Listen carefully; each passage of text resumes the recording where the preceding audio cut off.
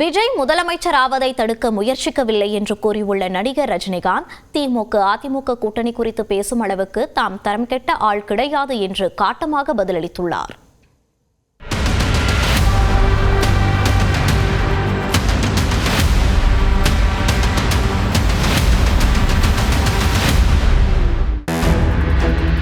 சின்ன வயசுலேருந்து அவர் பார்த்துட்டு இருக்காரு. அவர் சிஎம் ஆனதுல எனக்கு என்ன போறாங்க. ஸ்டாலின் சார் போய் பார்த்தது அது கொஞ்சம் விமர்சனங்கள் வந்தது. விஜய் சிஎம் ஆகக்கூடாது, போருக்கு வரக்கூடாது, அதை தடுக்கிறதுக்கு ரஜினி அங்கே போயிருக்காங்க. கமலஹாசன் ஏதாவது முதலமைச்சர் தான் எனக்கு பொறாமை வந்திருக்குமோ என்னமோ தெரியாது. சட்டமன்ற தேர்தல் முடிவுக்கு பின்னர் திமுக தலைவர் மு.க. ஸ்டாலினை நடிகர் ரஜினிகாந்த் சந்தித்து பேசியிருந்தார். அப்போது விஜய் முதலமைச்சராவதை தடுக்க திமுக அதிமுக கூட்டணியை உருவாக்க ரஜினிகாந்த் முயற்சித்ததாக விமர்சனங்கள் எழுந்தன. இந்நிலையில் சென்னையில் செய்தியாளர்களை சந்தித்த ரஜினிகாந்த் தன் மீதான விமர்சனங்களை திட்டவட்டமாக மறுத்தார். எங்களுடைய நட்பு கொள்கைகள் அரசியலுக்கு அப்பாற்பட்டது. ஜனநாயகத்தில் தோல்வி வெற்றி சகஜம். இருந்தாலும் ஸ்டாலின் அவர்கள் அந்த குளத்தூரில் தோத்தது எனக்கு கொஞ்சம் சங்கடமாக இருந்தது. அதுக்காக ஒரு நண்பனுங்கிற முறையில், நட்பு முறையில் அவர் போய் நான் பார்த்தேன். அதுக்கு நான் இங்கே விஜய் சிஎம் ஆகக்கூடாது, போருக்கு வரக்கூடாது, அதை தடுக்கிறதுக்கு ரஜினி அங்கே போயிருக்காங்க. வேறு ஏதோ 2 பெரிய பார்ட்டியை சேர்க்கணும்னு சொல்லி பேசுகிறாங்க அப்படின்னு சொல்லி விமர்சனங்கள் வெளியே வருது. அந்த சூழ்நிலையில் நான் அதெல்லாம் பேச முடியுமா? அப்படி பேசுகிற ஒரு தரங்கெட்ட ஆள் ரஜினிகாந்த் இல்லை. சென்னை விமான நிலையத்திற்கு சென்றிருந்த போது விஜய் முதலமைச்சராவது பற்றி செய்தியாளர் கேள்விக்கு பதிலளிக்காமல் சென்றது ஏன் என்றும் ரஜினிகாந்த் விளக்கம் அளித்தார். அவர் ஜெயிச்ச உடனே எக்ஸ் தளத்தில் என்னுடைய வாழ்த்துக்களை தான் அவருக்கு பதிவிட்டார். அதே இதில் மீடியா இருப்பாங்களான்னு கேட்டேன். பெங்களூர் போகும்போது மீடியா யாரும் இல்லைன்னு சொன்னாங்க. சரின்னு சொல்லி நான் போயிட்டு இருக்கும்போது திடீர்னு ஒருத்தர் ஒரு மீடியா ஆள் மாதிரி தெரியல எனக்கு. ஒரு சின்ன ஃபோன் வச்சுக்கிட்டு விஜய் ஒரு முதலமைச்சர் இருக்காரு அப்படின்னு சொன்னாங்க. நான் என்ன செகண்ட் ஷாக், அது மீடியா மாதிரியே தெரியுது எனக்கு. ஃபோன் வச்சுக்கிட்டு நான் அப்படியே பார்த்து சிரிச்சு நான் போயிட்டேன். அதுக்கு வாழ்த்துக்கள் சொல்லலை அப்படின்னு சொல்லி அதுக்கு ஒரு விமர்சனம். விஜய் முதலமைச்சரானதில் தனக்கு பொறாமை இல்லை என்று ரஜினிகாந்த் தெளிவுபடுத்தினார். அரசியல் தான் இல்லாத போது அவர் மேல எனக்கு ஏன் பொறாமை? ஒருவேளை கமலஹாசன் ஏதாவது முதலமைச்சர் தான் எனக்கு பொறாமை வந்திருக்குமோ என்னமோ தெரியாது. அப்போ கூட வந்திருக்காது. கிடைக்காது கிடைக்காம இருக்காது, கிடைக்காம இருக்கிறது கிடைக்காது. எனக்கும் விஜய்க்கு ஒரு ஜெனரேஷன் கேப், கிட்டத்தட்ட 25 இயர்ஸ் டிஃபரன்ஸ். நான் முதலையே சொல்லியிருக்கேன். நான் விஜயை நான் இதை கம்பேர் பண்ணிக்கிட்டா அது எனக்கு நல்லது இல்லை, கெட்ட பேர். விஜய் என்ன பற்றி கம்பேர் பண்ணிட்டா அவருக்கு நல்லது இல்லை. சின்ன வயசுலேருந்து அவர் பார்த்துட்டு இருக்காரு. அவர் சிஎம் ஆனதில் எனக்கு என்ன போகிறாங்க. அது இவ்வளோ சின்ன வயசுல 52 வயசுல எம்ஜிஆர் என்டிஆர் சாதனை பண்ணுறதை விட அதை விட ஜாஸ்தி. கம்ப்ளீட்டாக சென்டர் பிஜேபி எவ்வளோ பெரிய பவர்ஃபுல் சென்டர். இங்கே 2 பெரிய கட்சிகளை எதிர்த்து தனி ஆளை ஜெயிச்சிருக்காங்க. அது நம்ம சினிமா இண்டஸ்ட்ரியில் இருந்து. எனக்கு அது பொறாமை இல்லை, ஒரு ஆச்சரியம் கலந்த ஒரு சந்தோஷம். அடே யார் அப்ரிசியேஷன், சூப்பர். தனது ரசிகர்கள் விருப்பப்பட்ட கட்சியில் இணைந்து செயல்படலாம் என்று கூறிய ரஜினிகாந்த் தான் அரசியல் கட்சியை தொடங்கி இருந்தால் கண்டிப்பாக வெற்றி பெற்றிருப்பேன் என்றும் கூறினார். நீங்க கட்சி ஆரம்பிச்சா நீங்க சிஎம் ஆயிருக்கலாம், கால சூழ்நிலை ஆகலன்னு ஒரு வருத்தப்படுறாங்க. சில பேர் சொல்றாங்க நான் ஏன் அரசியலுக்கு நான் வரலையே சொல்லி ஒரு 3 பேஜுக்கு கம்ப்ளீட்டா அறிக்கை எதுக்கு என்ன ஆச்சுன்னு சொல்லி கிளியரா நான் சொல்லியிருக்கேன். அது தெரிஞ்ச பிறகு அவங்க சொல்றாங்க சொன்னா அந்த ஆத்தம் இருக்கும், இல்லை சொல்ல வரல. அது தெரிஞ்ச பிறகு ஏன் வரலன்னு சொன்னாங்கன்னா எனக்கு ஒன்றும் சொல்ல தெரியல. ஆக்ட் பண்றாங்களே சொன்னா அரசியல் வேற, ஆக்ட் பண்றது வேற. ஆக்டிங் சொன்னா ஹெல்த் எப்போ இதாவது ஆக்ட் பண்ணலாம், நீங்க வரலாம். அப்படி அதை பாதிச்ச கூட ஒரு புனிதர் பாதிப்பாங்க. அரசியல் பெரிய ரெஸ்பான்சிபிலிட்டி. கோடி மக்கள் அவ்வளவு ஈஸி இல்லை. தேர்தல் கட்சி வச்சிருந்தா வெற்றி பெற்றலாம் என்ற ஒரு சொல்லப்படுகிறது. அது தவறு விட்டுமோன்னு நினைக்கிறீங்களா? இல்லை, 100% வெற்றி பெற்றிருப்பாங்க, அதுல டவுட்டே கிடையாது. முதலமைச்சர் விஜயை சம்பிரதாய அடிப்படையில் சந்திக்க விருப்பம் இல்லை என்று கூறிய ரஜினிகாந்த் தவிக தொண்டர்கள் மற்றும் விஜயின் ரசிகர்களுக்கும் சில அறிவுரைகளை வழங்கினார். இப்போ சினிமா இண்டஸ்ட்ரியிலிருந்து நடிகர் சிங்கம் போயாச்சு, ப்ரொடியூசர் கவுன்சில் பார்க்க போறாங்க, கமலும் போயாச்சு. மறுபடியும் சும்மா சம்பிரதாயிகமான போய் பார்க்கறதுக்கு எனக்கு பிடிக்காது. முதல் முறையாக ஆட்சிக்கு வந்திருக்கக்கூடிய விஜய் அவர்களுக்கு உங்களுடைய அறிவுரை, ஆலோசனை என்ன? எதிர்பார்ப்பு ரொம்ப ஜாஸ்தியாக இருக்குங்க. அது டெஃபினட்டாக புரிச்சிருவாங்க நம்பிக்கை எனக்கு இருக்கு. பட் ஒன்று, மக்கள் நம்ம ஒரு 2 வருஷம் அவரை விட்டுருணும், 2 வருஷம் விட்டுருணும். இன்னொன்று அவருடைய தொண்டர்கள் ஆகட்டும், ரசிகர்கள் ஆகட்டும், ஜாகிரதையாக வந்து நடந்துக்கணும். இந்த சென்ஸ் அவர் என்ன தப்பு பண்ணால் கூட அது ஸ்ட்ரைட்டாக விஜய்க்கு தான் பாதிக்கும் அப்படிங்கிறத அவங்க மனசில் வச்சுக்கணும். விஜய் முதலமைச்சராக பதவியேற்ற விழாவில் பங்கேற்காதது ஏன் என்ற கேள்விக்கும் ரஜினிகாந்த் பதிலளித்தார். நான் வந்து 96 தான் கலைஞர் இருக்கும்போது, அவர் இருக்கும்போதே நான் வந்து அப்போ நான் போகல. 15 டேஸ்க்கு அப்புறம் நான் வெளியே போயிருந்தேன். 15 டேஸ்க்கு அப்புறம் வந்த பிறகு கலைஞர் சார் கேட்டார், உங்களை பார்க்கணும், நான் வரட்டா நீங்கள் வரீங்களா? ஐயோ நானே வரேன்னு சொல்லி அவர்கிட்ட போய் நான் வாழ்த்துக்கள் சொன்னேன். லாஸ்ட் ஜெயலலிதாவுடைய வரைவு ஸ்டேடிங் வந்து நான் போயிருந்தேன். அவர் வந்து நான் வர்றதுக்கு வந்து அவர் ஆசைப்பட்டாரு அப்படிங்கிறதுக்காக நான் போயிருந்தேன். மக்கள் மாற்றம் வேண்டும் என நினைத்த சமயத்தில் விஜய் வந்துள்ளதாக கூறிய ரஜினிகாந்த், விஜய்க்கு சினிமா புகழ் 100 விழுக்காடு கை கொடுத்திருப்பதாக கூறினார்.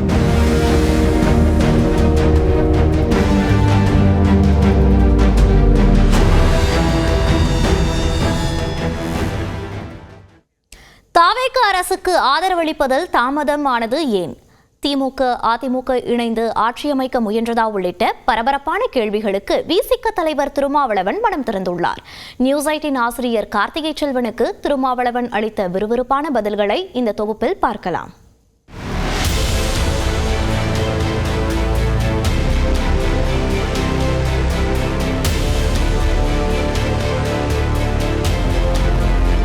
நாடே எதிர்பார்த்து காத்திருந்த தமிழ்நாடு சட்டப்பேரவை தேர்தல் முடிவுகள் வெளியாகி பெரும் எதிர்பார்ப்புக்கு மத்தியில் விஜய் தலைமையிலான தாவேக ஆட்சி அமைத்துள்ளது. உச்சக்கட்ட அரசியல் பரபரப்புக்கு மத்தியில் விசிகாவின் அரசியல் நகர்வுகள் பெரும் பேசுபொருளான நிலையில் அக்கட்சி தாவேக அரசு அமைய வெளியிலிருந்து ஆதரவு தெரிவித்தது. இந்நிலையில் நியூஸ் 18 தமிழ்நாடு தொலைக்காட்சியின் களம் 18 நிகழ்ச்சியில் பங்கேற்ற விசிக தலைவர் திருமாவளவன் நியூஸ் 18 தமிழ்நாடு ஆசிரியர் கார்த்திகை செல்வனின் பல்வேறு கேள்விகளுக்கு மனம் திறந்தார். குறிப்பாக தொங்கு சட்டசபை அமையும் என்று தாம் தேர்தலுக்கு முன்பே கணித்திருந்ததாகவும் அவர் குறிப்பிட்டார். தாவேகாவுடைய வெற்றி, அதே போல உங்கள் அணியினுடைய தோல்வி, இதை எப்படி பார்க்கலாம்? அப்போ நான் என்ன யூகம் பண்ணேன்னா, விஜய் அவர்கள் சிறுபான்மை சமூகத்தினரின் வாக்குகளை வெகுவாக பிரிப்பார். அப்படி பிரிக்கிற போது திமுக கூட்டணியின் மொத்த எண்ணிக்கை, அதாவது வெற்றி பெறக்கூடிய இடங்களின் மொத்த எண்ணிக்கையில் பெரிய சரிவு ஏற்படலாம். ஆட்சி அமைப்பதற்கு போதிய இடங்கள் கிடைக்காமல் போகலாம் அப்படிங்கிற ஒரு யூகம் எனக்குள்ளே இருந்தது.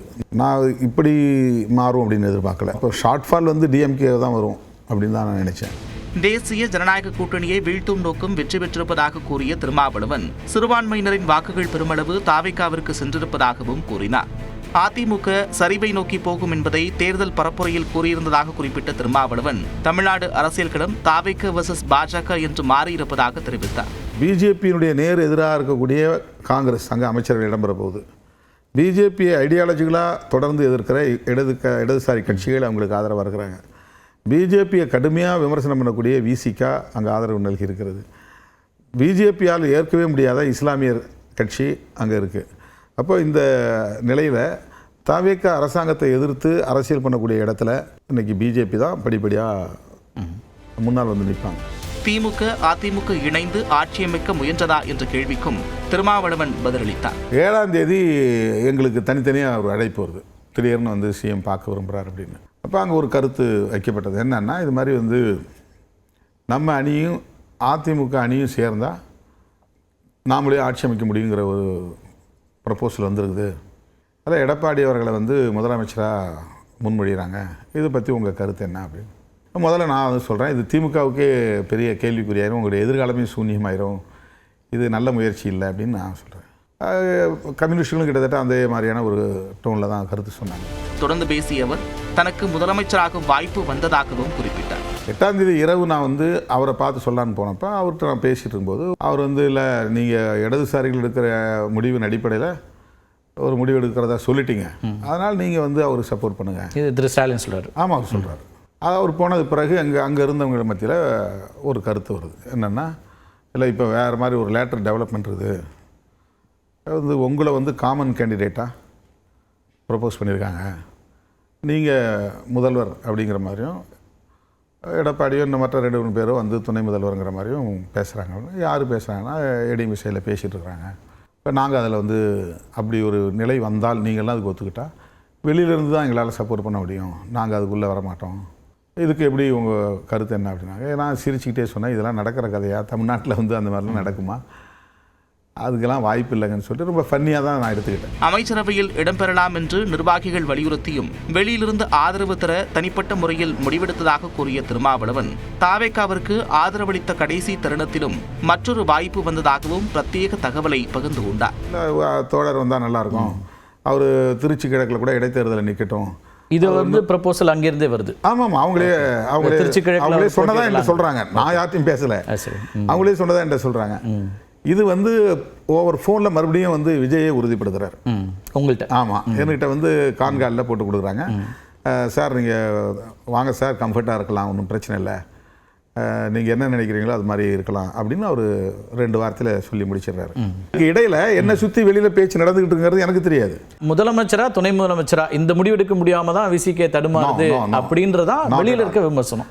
அது உண்மையே அல்ல. ஆதவர்ஜனை வர சொல்லி 4 மணிக்கு அவரை அங்கேருந்து வெளியே அனுப்பிச்சிட்டு நான் எங்கள் அலுவலகத்தை நோக்கி வர்ற நேரத்தில் மறுபடியும் ஒரு ஃபோன் வருது. நீங்கள் கடிதம் கொடுத்தா கூட பரவாயில்ல, நீங்கள் தான் முதலமைச்சர், நான் டிக்ளேர் பண்ண போகிறேன், தயவுசெய்து நீங்கள் ப்ரெஸ்ஸை மீட் பண்ணாதீங்கன்னு ஒரு ஃபோன் வருது. அப்போ நான் சொன்னேன், நான் கையெடுத்து கும்பிட்றேன், மன்னிச்சிருங்க, நான் ப்ரெஸ்ஸை மீட் பண்ணிடுறேன். இதில் எனக்கு இது எந்த தரப்புலேருந்து வருது? ஒரு தரப்பிலிருந்து வருது. திராவிட அரசியலை தான் தாவேக முன்வைப்பதாக தெரிவித்த திருமாவளவன் அதிமுக சட்டமன்ற உறுப்பினர்கள் ஆதரவு இல்லாமல் நிலையான ஆட்சியை கொடுத்தால் நல்லது என்று தெரிவித்தார். தொடர்ந்து 1 நிமிட செய்திகளை பார்க்கலாம். தென்மேற்கு பருவமழை கேரளா பகுதியில் வரும் மே 26ஆம் தேதி வாக்கில் துவங்கக்கூடும் என்று வானிலை ஆய்வு மையம் கணித்துள்ளது. குமரி கடல் பகுதியில் நிலவும் வளிமண்டல சுழற்சி மற்றும் வளிமண்டல காற்றழுத்த தாழ்வு பாதை காரணமாக தமிழ்நாட்டில் தொடர் மழைக்கு வாய்ப்பு இருப்பதாக குறிப்பிடப்பட்டுள்ளது. அந்த வகையில் இன்று நீலகிரி, கோவை, திருப்பூர், தேனி, திண்டுக்கல், மதுரை, சிவகங்கை உள்ளிட்ட 15 மாவட்டங்களில் கனமழை பெய்யக்கூடும் என கணிக்கப்பட்டுள்ளது. புதுக்கோட்டை, திருச்சி, கரூர், ஈரோடு, சேலம், நாமக்கல், தருமபுரி, கிருஷ்ணகிரி ஆகிய மாவட்டங்களின் ஓரிரு இடங்களிலும் இன்று கனமழைக்கு வாய்ப்பிருப்பதாக தெரிவிக்கப்பட்டுள்ளது. இதேபோல் நாளை கோவை, திருப்பூர் மலைப்பகுதிகள், நீலகிரி, தேனி, திண்டுக்கல் மற்றும் மதுரை மாவட்டங்களில் கனமழை தொடரலாம் என வானிலை ஆய்வு மையம் கணித்துள்ளது. சென்னையை பொறுத்தவரை வானம் ஓரளவு மேகமூட்டத்துடன் காணப்படும் என்றும் ஒரு சில பகுதிகளில் இடி மின்னலுடன் லேசான மழைக்கு வாய்ப்பிருப்பதாகவும் கூறப்பட்டுள்ளது. தமிழக கடலோரம், மன்னார் வளைகுடா, வங்கக்கடல், அந்தமான் கடற்பகுதி உள்ளிட்ட பகுதிகளில் சூறைக்காற்று வீசும் என்பதால் மீனவர்கள் செல்ல வேண்டாம் என்று அறிவுறுத்தப்பட்டுள்ளது. கேரளாவின் 13வது முதலமைச்சராக வி.டி. சதீசன் இன்று பதவியேற்கிறார். கேரளாவில் நடைபெற்ற சட்டசபை தேர்தலில் காங்கிரஸ் தலைமையிலான ஐக்கிய ஜனநாயக முன்னணி அதிக இடங்களில் வெற்றி பெற்று ஆட்சியை பிடித்தது. இருப்பினும் முதலமைச்சரை தேர்வு செய்வதில் 10 நாட்களாக இழுபறி நீடித்து வந்த நிலையில் எதிர்க்கட்சித் தலைவராக இருந்த வி.டி. சதீசனை முதலமைச்சராக அறிவித்தது காங்கிரஸ் கட்சி தலைமை. இதையடுத்து ஆளுநர் அர்லேக்கரை சந்தித்து ஆட்சி அமைக்க உரிமை கோரினார் வி.டி. சதீசன்.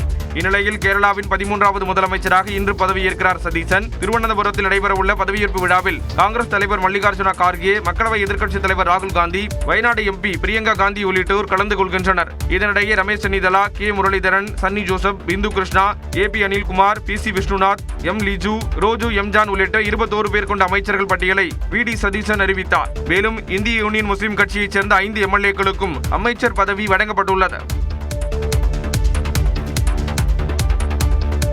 நடிகர் ரஜினிகாந்துக்கும் தனக்குமானது போட்டிதானே தவிர பொறாமை அல்ல என்று மக்கள் நீதி மய்யம் கட்சித் தலைவர் கமலஹாசன் தெரிவித்துள்ளார்.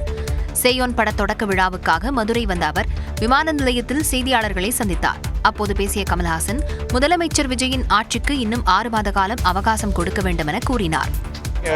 2 நாளில் சொல்லக்கூடியது ஜோசியமாக தான் இருக்க முடியும், 6 நாளில் சொல்லக்கூடியது அப்படி தான் இருக்க முடியும், 15 நாள்லேயும் அப்படி தான் இருக்க முடியும். அதான் ஒரு 6 மாதம் டைம் கொடுக்க வேண்டாமா? புதியவர்கள் வந்திருக்காங்க நிறைய பேர்.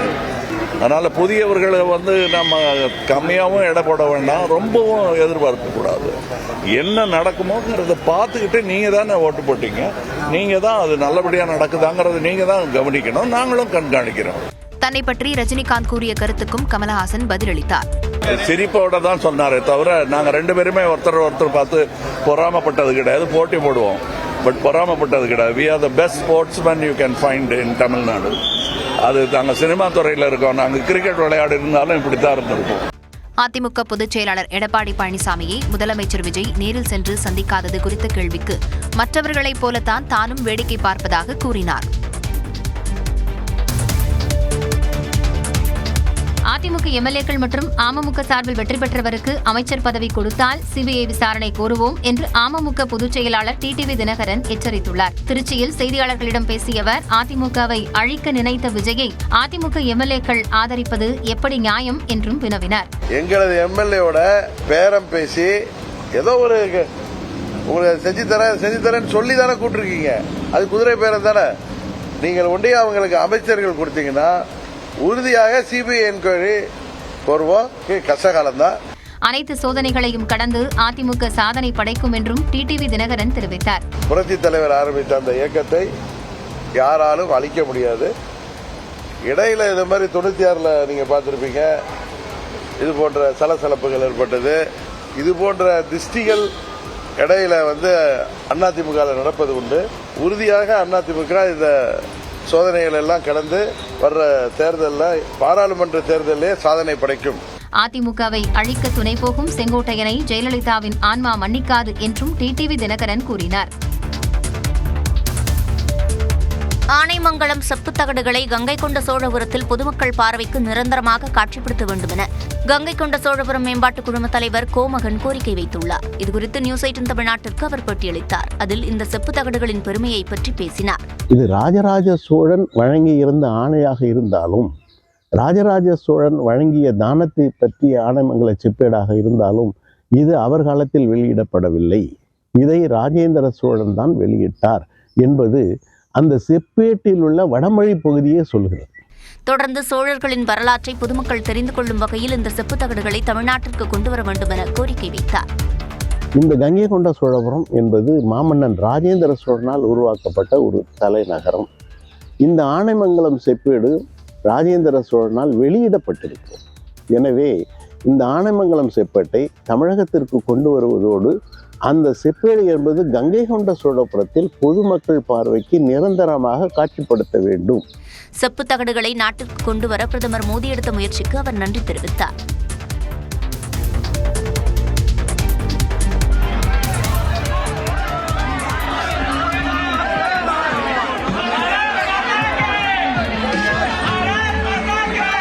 ஸ்வீடன் நாட்டிற்கு சென்றடைந்த பிரதமர் மோடிக்கு அவர் தங்கியிருந்த விடுதியில் வங்காள கலாச்சாரத்தின்படி பெண்கள் வரவேற்பளித்த காட்சிதான் இது. ஐரோப்பிய நாடுகளுக்கு சுற்றுப்பயணம் மேற்கொண்டுள்ள பிரதமர் மோடி ஸ்வீடன் நாட்டின் கோதன்பர்க் நகருக்கு சென்றபோது அவரை அந்நாட்டு பிரதமர் உல்ஃப் கிறிஸ்டர்சன் விமான நிலையத்திற்கே சென்று வரவேற்றார்.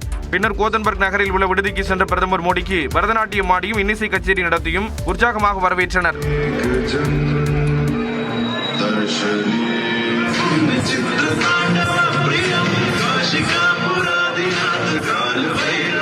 இதைத் தொடர்ந்து ஸ்வீடன் நாட்டின் உயரிய விருதான Royal Order of Polar Star Commander Grand Cross விருது பிரதமர் மோடிக்கு வழங்கப்பட்டது.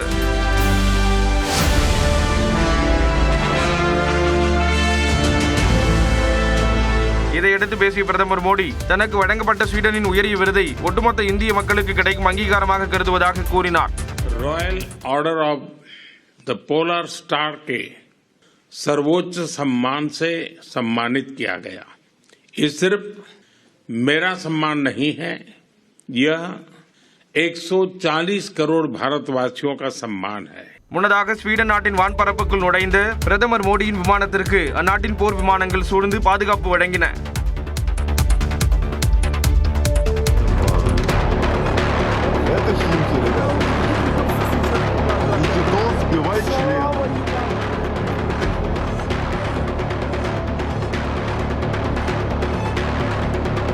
ரஷ்ய தலைநகர் மாஸ்கோவில் நடத்தப்பட்ட ட்ரோன் தாக்குதலில் இந்தியர் ஒருவர் உயிரிழந்தார். ரஷ்யாவின் பல்வேறு பகுதிகளில் உக்ரைன் ட்ரோன் தாக்குதல் நிகழ்த்தியது. குறிப்பாக தலைநகர் மாஸ்கோவை குறிவைத்து இரவு முழுவதும் தாக்குதல் நடத்தப்பட்டது. இதையடுத்து நாடு முழுவதும் சுமார் 556 ஆளில்லா ட்ரோன்கள் சுட்டு வீழ்த்தப்பட்டதாகவும் விடியலுக்கு பிறகு மேலும் 30 ஆளில்லா ட்ரோன்கள் இடைமறிக்கப்பட்டதாக ரஷ்யாவின் பாதுகாப்பு அமைச்சகம் தெரிவித்துள்ளது. இந்நிலையில் உக்ரைன் நடத்திய தாக்குதலில் இந்தியர் ஒருவர் உயிரிழந்தார். மேலும் 3 பேர் படுகாயங்களுடன் மருத்துவமனையில் அனுமதிக்கப்பட்டுள்ளனர். தாக்குதல் நடந்த இடத்தை நேரில் பார்வையிட்ட இந்திய தூதரக அதிகாரிகள் இந்திய தொழிலாளி ஒருவர் உயிரிழந்ததை உறுதிப்படுத்தியுள்ளனர். மேலும் ஊழியர்களுக்கு தேவையான உதவிகளை வழங்கும்படி சம்பந்தப்பட்ட நிறுவனங்களுடனும் உள்ளூர் மக்களுடனும் தூதரகம் இயங்கி வருவதாக கூறியுள்ளனர். இதனிடையே உக்ரைன் மீதான ரஷ்யாவின் தொடர்ச்சியான தாக்குதலுக்கு இந்த பதிலடி நியாயமானதே என உக்ரைன் அதிபர் செலன்ஸ்கி தெரிவித்துள்ளார். கடந்த சில மாதங்களில் ரஷ்யா மீதான மிகப்பெரிய தாக்குதல் இதுவாகும்.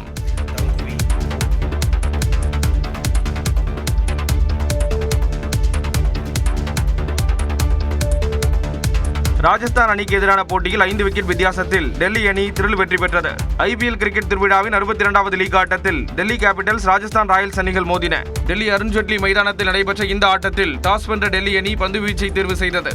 அதன்படி ராஜஸ்தான் அணியில் தொடக்க பேட்ஸ்மேனாக களமிறங்கிய ஜெய்ஸ்வால் 12 ரன்களில் அவுட் ஆகி அதிர்ச்சி கொடுத்தார். பின்னர் ஜுரேல் சூரியவன்ஷி ஜோடி அதிரடியான ஆட்டத்தை வெளிப்படுத்திய நிலையில் சூரியவன்ஷி 21 பந்துகளில் 46 ரன்கள் எடுத்து ஆட்டமிழந்தார். அடுத்து வந்த பராக் அரை சதம் கடந்து 51 ரன்களிலும் ஜுரேல் 53 ரன்களிலும் ஆட்டமிழந்தனர். இறுதியாக ராஜஸ்தான் அணி 20 ஓவர்கள் முடிவில் 8 விக்கெட்டுகள் இழப்பிற்கு 193 ரன்கள் சேர்த்தது.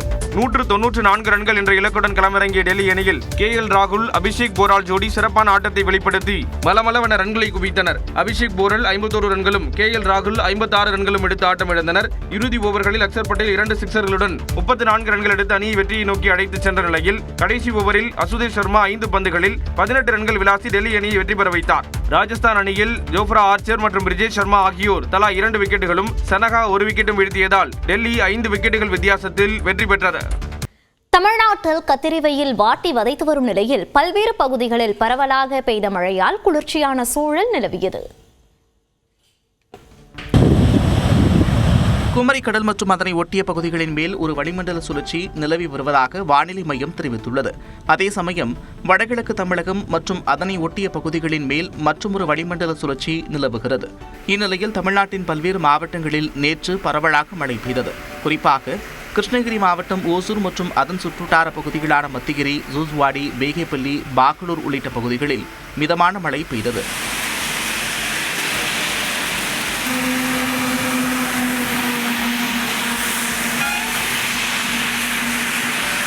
சிவகங்கை மற்றும் அதன் சுற்றுவட்டார பகுதிகளில் சுமார் 1 மணி நேரத்திற்கும் மேலாக காற்றுடன் கூடிய கனமழை பெய்ததால் குளிர்ச்சியான சூழல் நிலவியது.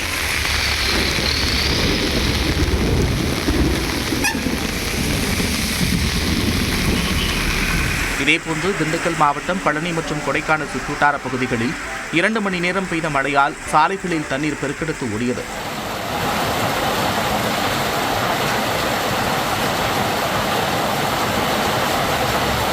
தேனி மாவட்டம் பெரியகுளம் மற்றும் அதன் சுற்றுவட்டார பகுதிகளில் அரை மணி நேரத்திற்கும் மேலாக மிதமான மழை பெய்தது.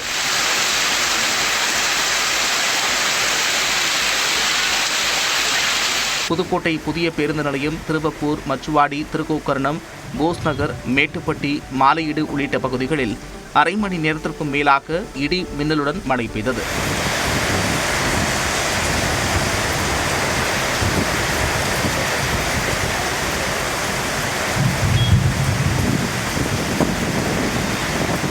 மதுரை மாவட்டம் திருமங்கலம் மற்றும் அதன் சுற்றுவட்டார பகுதிகளான பாண்டிய நகர், வடகரை, செங்குளம், கரிசல்பட்டி, மரவன்குளம் உள்ளிட்ட பகுதிகளில் இடியுடன் கூடிய கனமழை பெய்தது.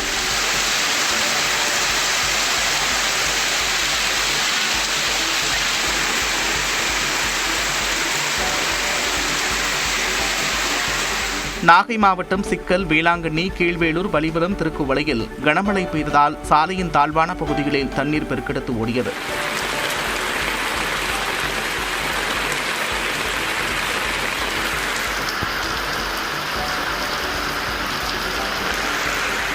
இந்நிலையில் நீலகிரி, கோவை, திருப்பூர், தேனி, திண்டுக்கல், மதுரை மற்றும் சிவகங்கை மாவட்டங்களில் இன்று கனமழைக்கு வாய்ப்பிருப்பதாக வானிலை மையம் தெரிவித்துள்ளது. இதேபோன்று புதுக்கோட்டை, கரூர், திருச்சி, ஈரோடு, சேலம், நாமக்கல், தருமபுரி மற்றும் கிருஷ்ணகிரி மாவட்டங்களிலும் இன்று பலத்த காற்றுடன் கனமழை பெய்யக்கூடும் என கணிக்கப்பட்டுள்ளது. இதன் தொடர்ச்சியாக கோவை மற்றும் திருப்பூர் மாவட்டத்தின் மலைப்பகுதிகள், நீலகிரி, தேனி, திண்டுக்கல் மற்றும் மதுரை மாவட்டங்களில் நாளை கனமழை பெய்யும் என வானிலை ஆய்வு மையம் தெரிவித்துள்ளது. சென்னையை பொறுத்தவரை நகரின் ஒரு சில பகுதிகளில் இடி மின்னலுடன் கூடிய மிதமான மழைக்கு வாய்ப்பிருப்பதாக கூறப்பட்டுள்ளது. இந்நிலையில் தென்மேற்கு பருவமழை கேரளாவில் வரும் 26ஆம் தேதி தொடங்க வாய்ப்புள்ளதாக வானிலை ஆய்வு மையம் கணித்துள்ளது. காலை விரைவுச் செய்திகளை பார்க்கலாம். கொடைக்கானல் பிரைன் பூங்காவில் மலர் கண்காட்சி தொடங்க உள்ள நிலையில் லட்சக்கணக்கான மலர்கள் பூத்துள்ளதை சுற்றுலா பயணிகள் ஆர்வத்துடன் கண்டு ரசித்தனர். இந்த மலர் கண்காட்சிக்காக பூங்கா மலர்படுகைகளில் pansy, marigold, pink aster, daisy, statice உள்ளிட்ட ஆயிரக்கணக்கான மலர்கள் பூத்துக் குலுங்குகின்றன. விடுமுறையொட்டி சீசனை கொண்டாட சுற்றுலா பயணிகளின் வருகை அதிகரித்து காணப்படுகிறது.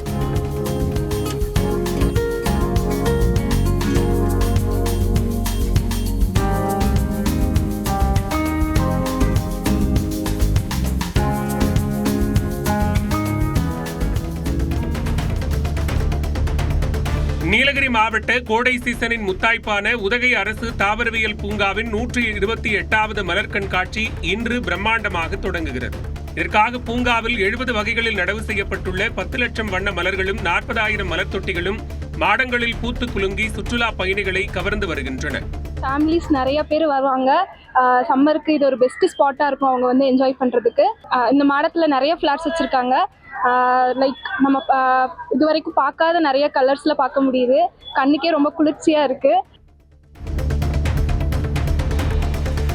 புதுக்கோட்டை மாநகராட்சிக்குட்பட்ட திருவப்பூர், மச்சுவாடி, திருக்கோகரணம் உள்ளிட்ட நகரின் பல்வேறு பகுதிகளில் அரை மணி நேரத்திற்கு மேலாக இடி மின்னலுடன் பரவலான மழை பெய்தது. சாலைகளில் மழைநீர் பெருக்கெடுத்து ஓடியதுடன் தாழ்வான பகுதிகளில் தண்ணீர் தேங்கியது. பல்வேறு கிராமப்புற பகுதிகளிலும் பரவலாக மழை கொட்டித் தீர்த்தது. கடந்த சில நாட்களாக நிலவி வந்த கடுமையான வெப்பம் குறைந்ததால் பொதுமக்கள் மகிழ்ச்சியடைந்தனர்.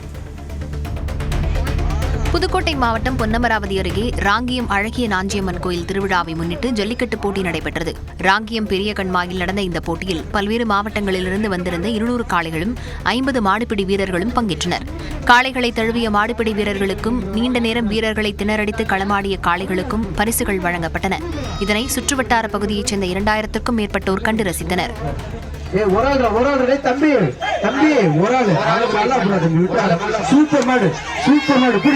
சிறப்பரிசு 500.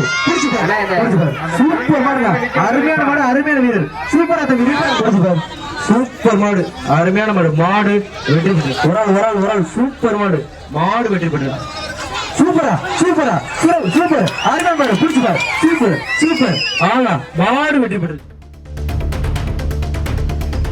சிவகங்கை மாவட்டம் கீழடியில் நடந்து வரும் 11ஆம் கட்ட அகழாய்வில் முழுமையான அளவில் வட்டப்பானை கண்டெடுக்கப்பட்டுள்ளது. கீழடியில் கஜேந்திரன் என்பவரது நிலத்தில் 11ஆம் கட்ட அகழாய்வு மார்ச் 18 முதல் நடந்து வருகிறது. ஏற்கனவே உருண்டை வடிவில் பானைகள் கண்டறியப்பட்டு வந்த நிலையில் தற்போது சிறிய வடிவிலான வட்டப்பானை முழுமையாக கிடைத்துள்ளது. அருகிலேயே சேதமடைந்த சாயக்கிண்ணங்களும் கருப்பு நிற பானையும் இருவண்ண வாய் அகன்ற சுடுமண் பாத்திரமும் கண்டறியப்பட்டுள்ளது. திண்டுக்கல் மாவட்டம் பழனி தண்டாயுதபாணி சுவாமி கோயிலுக்கு ஞாயிற்றுக்கிழமை விடுமுறை தினத்தையொட்டி அதிகாலை பல்லாயிரக்கணக்கான பக்தர்கள் வருகை தந்ததால் சாமி தரிசனம் செய்ய சுமார் 3 மணி நேரத்திற்கும் மேலானது. அடிவாரம் மற்றும் கிரி வீதியில் திரளான பக்தர்கள் தீர்த்த காவடி மற்றும் மயில் காவடி எடுத்து ஆடிப்பாடி நேர்த்திக் கடனை செலுத்தினர்.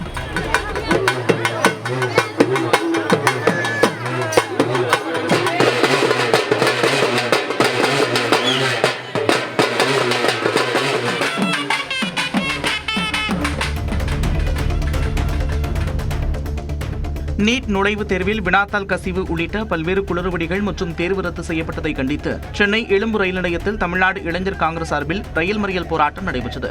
50க்கும் மேற்பட்டோர் புறப்பட தயாராக இருந்த வந்தே பாரத் ரயிலை முற்றுகையிட்டு 10 நிமிடங்களுக்கும் மேலாக மறியல் போராட்டத்தில் ஈடுபட்டனர். காவல்துறையினர் மற்றும் ரயில்வே பாதுகாப்பு படையினர் தண்டவாளத்தில் அமர்ந்து போராட்டத்தில் ஈடுபட்ட இளைஞர் காங்கிரஸ் நிர்வாகிகளை குண்டுகட்டாக தூக்கிச் சென்று கைது செய்தனர்.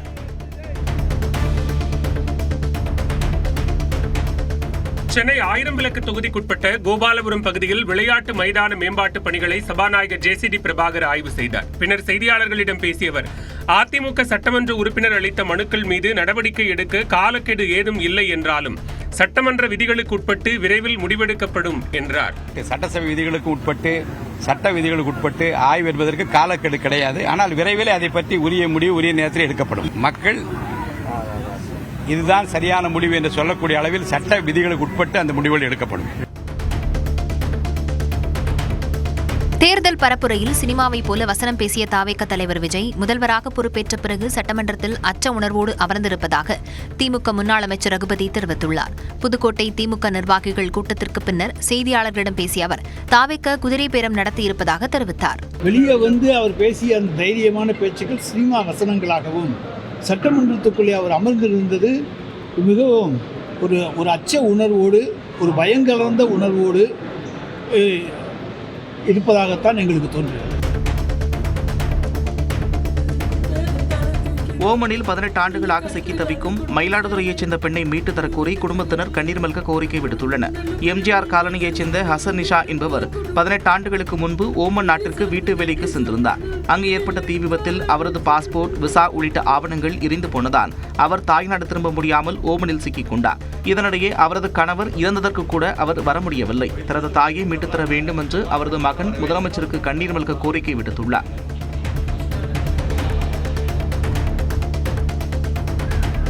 கரூர் மாவட்டம் கிருஷ்ணராயபுரம் அருகே சுந்தரவாடியில் உள்ள மகாமாரியம்மன் ஆலய வைகாசி பெருவிழாவின் முக்கிய நிகழ்வான தூக்கு தேரோட்டம் வெகு விமர்சையாக நடைபெற்றது. அம்மன் எழுந்தருளிய தூக்கு தேரினை 300க்கும் மேற்பட்ட இளைஞர்கள் தங்களது தோள்களில் சுமந்து கோவிலை 3 முறை வலம் வந்தனர். திரளான பக்தர்கள் மாவிளக்கிட்டும் அர்ச்சனை செய்தும் அம்மனை தரிசித்தனர்.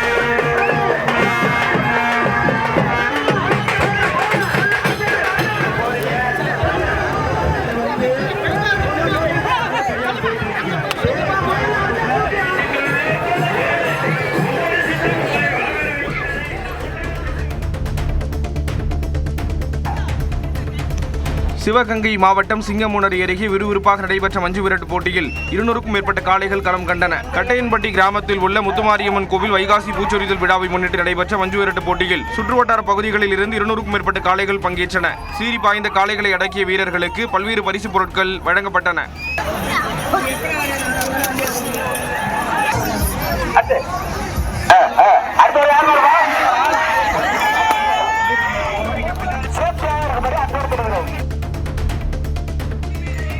ராணிப்பேட்டை மாவட்டம் தெங்கால் கிராமத்தில் திரௌபதி அம்மன் ஆலய அக்னி வசந்த விழாவின் முக்கிய நிகழ்வான அர்ஜுனன் தபசு மரம் ஏறுதல் நிகழ்ச்சி விமரிசையாக நடைபெற்றது. தபசு மரம் ஏறும் நிகழ்வைக்கான சுற்றுவட்டார பகுதிகளைச் சேர்ந்த 2000க்கும் மேற்பட்ட பக்தர்கள் மற்றும் பொதுமக்கள் திரண்டனர். குழந்தை பாக்கியம் வேண்டி பலரும் தபசு மரத்தில் தொட்டில் கட்டி தங்களது வேண்டுதலை நிறைவேற்றினர்.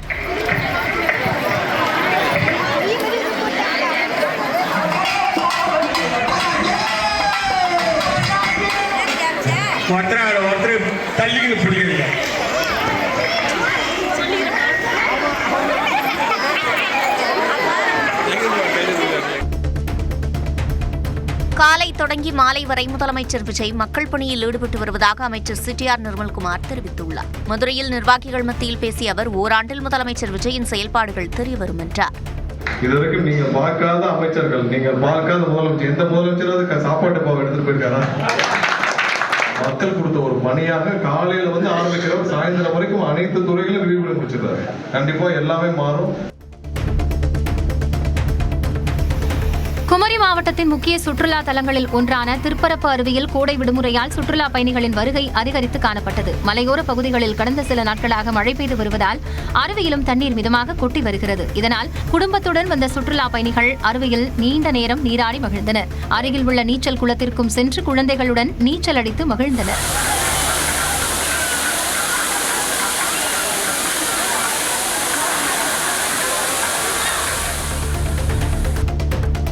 சிவகங்கை மாவட்டம் உதயனூர் மாதா கோயில் திருவிழாவில் அன்னதானம் வழங்குவதில் இருதரப்பு இளைஞர்கள் மோதிக்கொண்டதால் பரபரப்பு ஏற்பட்டது. உதயனூர் கிராமத்தில் உள்ள அடைக்கல மாதா கோவிலில் வைகாசி திருவிழா நடைபெற்று வருகிறது.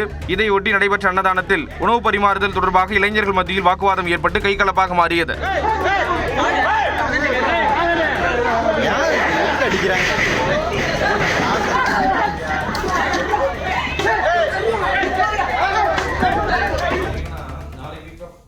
திரைப்பட தயாரிப்பாளரான கே ராஜன் அடையாறு ஆற்றில் குதித்து தற்கொலை செய்து கொண்ட சம்பவம் திரைத்துறையினர் இடையே அதிர்ச்சியையும் சோகத்தையும் ஏற்படுத்தியுள்ளது.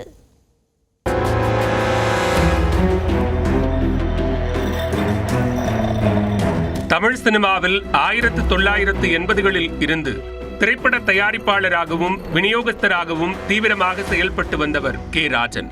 சினிமா சார்ந்த எந்த ஒரு பொது மேடையிலும் செய்தியாளர் சந்திப்புகளிலும் தனது ஆவேசமான பேச்சுக்களின் மூலம் பரவலாக அறியப்பட்டவர். சின்ன படங்கள் பெருசா சக்சஸ் பண்ணுது. மக்கள் நல்ல படத்தை பார்க்க விரும்புறாங்க. அதுவும் தமிழ் பண்பாடு கலாச்சாரம் மிகுந்த படம். 85 வயதிலும் சினிமாவில் தீவிர ஈடுபாட்டுடன் இயங்கி வந்த இவர் திடீரென உயிரை மாய்த்து கொண்டதாக வெளியான தகவலால் சினிமா வட்டாரத்தில் பெரும் அதிர்வலைகள் ஏற்பட்டுள்ளது. முன்னதாக ஞாயிறு காலை வண்ணாரப்பேட்டையில் தனது காரில் ஓட்டுநருடன் கிளம்பிய அவர் கார் அடையாறு ஆற்றங்கரை அருகே வரும்போது நிறுத்துமாறு கூறியிருக்கிறார். சிறிது நேரம் நடைப்பயிற்சி செய்வதாக கூறிவிட்டு சென்றவர் திடீரென பாலத்திலிருந்து குதித்து தற்கொலை செய்து கொண்டதாக கூறப்படுகிறது. இதையடுத்து சென்னை அடையாறு ஆற்றில் முதியவர் ஒருவர் குதித்து விட்டதாக தீயணைப்பு மற்றும் மீட்பு துறையினருக்கு தகவல் கிடைத்துள்ளது. சம்பவ இடத்திற்கு விரைந்து சென்ற தீயணைப்பு துறையினர் ஆற்றிலிருந்து சடலமாக மீட்டு விசாரித்த போதுதான் அவர் பிரபல தயாரிப்பாளர் கே ராஜன் என்பது உறுதி செய்யப்பட்டது. அவரது உடல் உடற்கூராய்வுக்காக ராயப்பேட்டை அரசு மருத்துவமனைக்கு அனுப்பி வைக்கப்பட்டுள்ளது.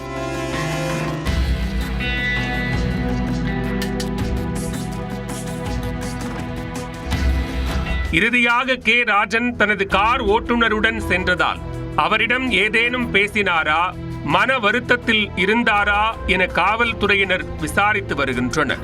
முதற்கட்ட விசாரணையில் கடந்த 2 மாதங்களாகவே அவர் எந்த ஒரு சினிமா நிகழ்வுகளிலும் பங்கேற்காமல் மன அழுத்தத்தில் இருந்து வந்ததாக கூறப்படுகிறது.